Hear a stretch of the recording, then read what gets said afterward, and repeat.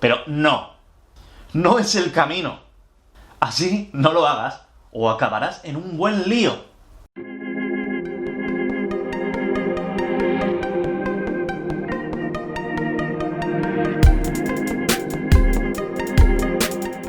Hey, hola a todos y bienvenidos a un nuevo vídeo de Conectados en Red. Si quieres llevar un camino de hacker o estos conocimientos, pues hoy te voy a guiar un poquito.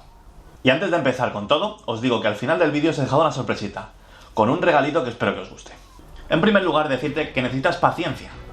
Créeme, los trabajos de hacking o ciberseguridad tienen un pequeño símil con lo que habrás visto en las películas de espionaje, cuando el detective espera sentado durante horas para conseguir algo. Pues esto es lo similar. Cuando el hacker o el informático de ciberseguridad se queda durante horas en el equipo buscando la vulnerabilidad, buscando el puerto abierto, buscando lo que necesite. Otra cosa es que si no te gusta, mejor lo vayas olvidando. Porque si no te gusta y lo que buscas pues es conseguir la contraseña de alguien o espiar a alguien, es mejor olvidar la idea.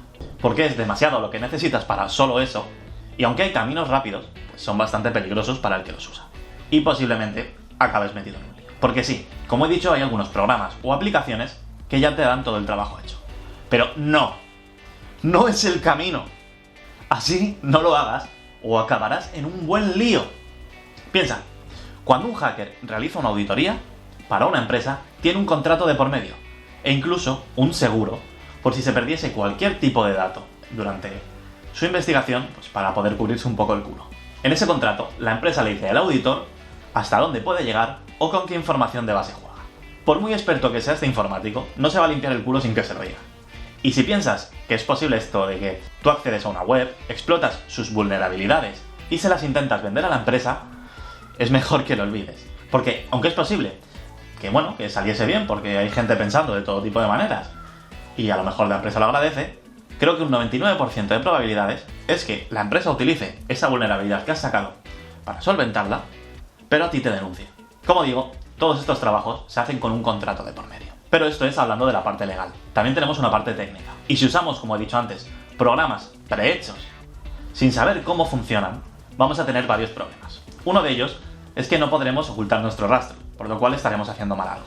Siempre que se realiza un ataque, aunque sea en una auditoría, pues tienes que simular al pleno el ataque. Por lo que si tú atacas a una web de una empresa o atacas a su servidor dejando tus datos, pues a lo mejor la empresa piensa que es que tienen bien controladas las cosas para poder ver quién les ataca. Y esta cosa pues no se solventaría. Y si ya se te ocurre hacer un ataque por tu cuenta, cosa que he dicho que es bastante ilegal, pues te van a pillar enseguida. Además, la segunda parte es que no aprenderás. Simplemente utilizarás como un autómata todo el proceso, harás un copy-paste de lo que hayas visto y no aprenderás nada. Esto tiene dos riesgos. El primero, que si lo que te interesa es aprender, no va a funcionar. Y el segundo es que las posibilidades de que te conviertas en un kid scripter, lo cual es bastante molesto, son altas.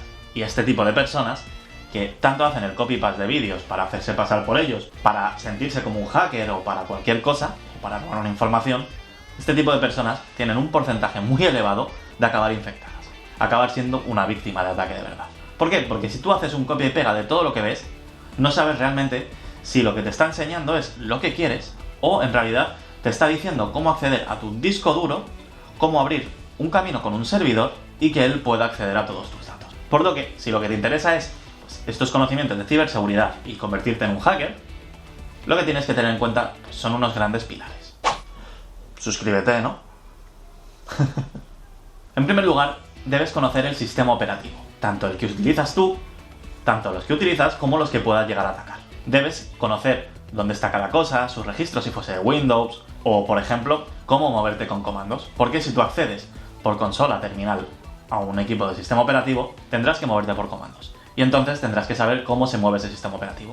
Tienes que conocer sus vulnerabilidades, o no tanto, dónde se modifica cada cosa, en fin, conocer el sistema operativo. Otra cosa que tienes que conocer bien son las redes, cómo va la comunicación, las capas del modelo OSI, los protocolos en cada capa, o qué puertos afectan a cada protocolo, por ejemplo. Así, entre otras cosas, sabrás entender lo que hay cuando estás en medio de una comunicación. También no olvidemos que tendrás que conocer cómo funcionan las IP, sus clases, cuál es la IP broadcast, cuál es la IP de red, bueno, todos esos datos. Y bueno, también cómo funciona el DHCP o cómo entrega las IPs, qué es el DNS, Este tipo de cosas, pues, son bastante básicas y esenciales en el camino de redes. En tercer lugar, ahora que sabríamos pues, cómo es el sistema operativo que vamos a utilizar o atacar, sabemos de redes, también deberíamos saber algo de programación. Podremos aprender C++ o podremos aprender Python, pero bueno, en función de lo que vayas necesitando, te vayas adaptando. Es cierto que a lo mejor hay algún lenguaje que no vayas a utilizar tanto, que sea más sencillo, que te venga mejor para empezar. Al fin de cuentas, cuando uno sabe programar, luego pasarse a otro lenguaje pues no es tan complicado como empezar de cero.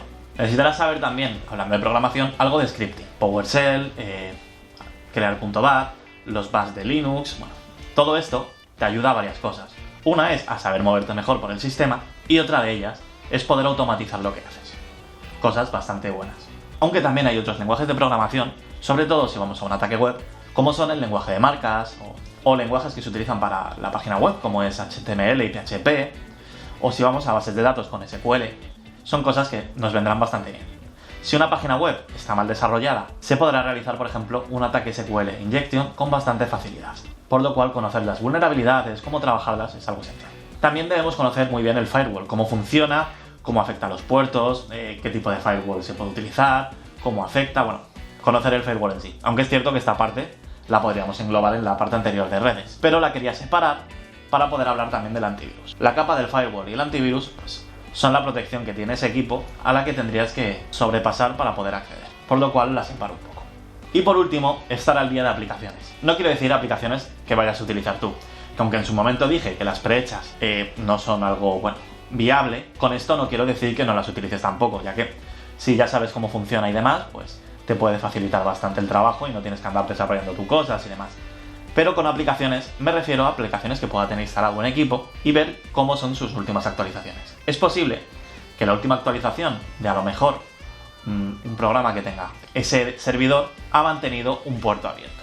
De esta manera sabrías para probar si ese puerto está abierto o lo han cerrado manualmente después. También nos encontramos cosas como los default, contraseñas por defecto que nos han cambiado o usuarios por defecto que si el que ha creado, bueno, el que ha instalado esas aplicaciones no se ha dado cuenta, pues a lo mejor está utilizando también los usuarios default.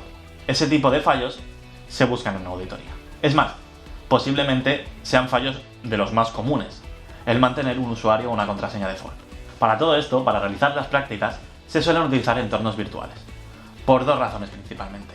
Una, porque como dije, si lo que utilizas de prácticas es un equipo de otra persona o un servidor web o alguna cosa ajena a ti y sin permiso, que obviamente no te lo van a dar para hacer pruebas, pues te puedes meter en un lío.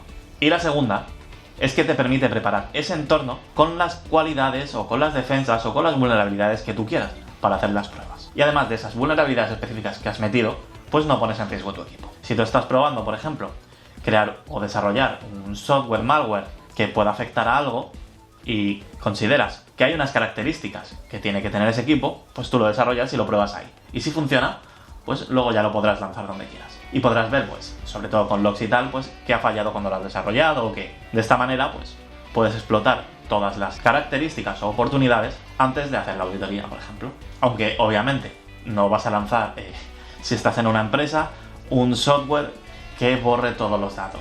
No, bueno, si estás haciendo una auditoría, pues a lo mejor simplemente ese software lo que hace es vulnerar las defensas y dejar un log para comprobar que funciona. O lanzar una conexión con una impresora y lanzar alguna impresión. Cosas que no son dañinas, pero que vulneran la seguridad y el acceso, que es lo que buscamos. Si nosotros, al desarrollar ese antivirus, al desarrollar ese malware, pues lo probásemos con un antivirus real o con una web como es VirusTotal, pues podrían detectarlo, se almacenaría en la base de datos y ya no funcionaría tan bien. Por lo que cuando se desarrolla también pues, sueles utilizar sin conexión un antivirus actualizado, en una máquina virtual donde lanzas todo y compruebas. Pero como digo, nunca con efectos dañinos, porque no tiene sentido que te contrate una empresa para que digas, sí, tienes esta vulnerabilidad, pero te he borrado todos los datos. No tiene ningún sentido. Por todo ello, en algunos de mis vídeos he enseñado cosas más conceptuales o básicas, como son el manejo de PowerShell, el uso de Wireshark, el túnel SSH, donde también tocamos un poco de scripting con Bash, accesos a Windows sin contraseña, bueno, cosas más conceptuales y básicas. Por lo que si estás interesado puedes echarle un vistazo y ver si te interesa. Y ahora sí, llegamos a la sorpresita, el regalo que os dije. En un vídeo anterior, Martín Benítez me dijo que podía dejaros un vídeo sobre tipos de archivos y una pequeña descripción, ¿no?